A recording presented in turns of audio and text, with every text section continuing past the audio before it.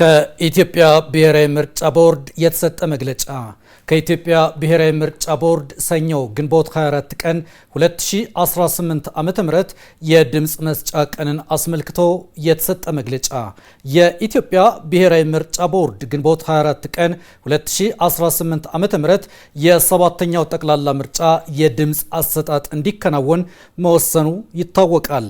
በዚህም መሰረት በመራጭነት የተመዘገቡ ዜጎች ሁሉ በዕለቱ ድምፃቸውን ለመስጠት ይችሉ ዘንድ እና የድምፅ አሰጣጥ ሂደቱ ያለምንም የጸጥታ ችግር ይከናወን ዘንድ ቦርዱ የሚከተሉት ተግባራዊ እንዲሆኑ የምርጫ የፖለቲካ ፓርቲዎች ምዝገባና ስነ ምግባር አዋጅ 1162 ህዝባር 2011 አንቀጽ 161 የመተባበር ግዴታ መሰረት ለመንግስታዊና ለማንኛውም መንግስታዊ ላልሆኑ ተቋማት ያሳውቃል።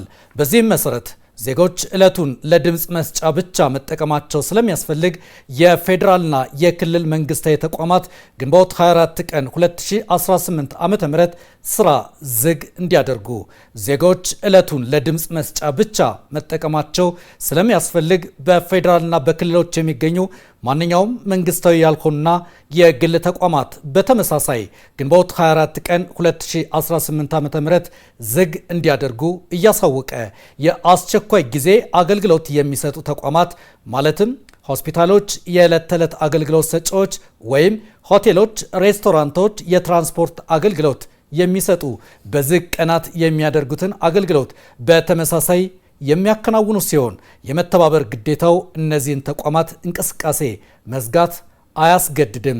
የትራንስፖርት አገልግሎት በተለመደው መንገድ የሚቀጥል ቢሆንም ዜጎች ድምፅ ከመስጠት ውጭ ከፍተኛ እንቅስቃሴን የሚፈልጉ ሁነቶችና እቅዶችን እንዳይዙና እንቅስቃሴያቸው ድምፅ ለመስጠት ብቻ እንዲያደርጉ ቦርዱ ያበረታታል።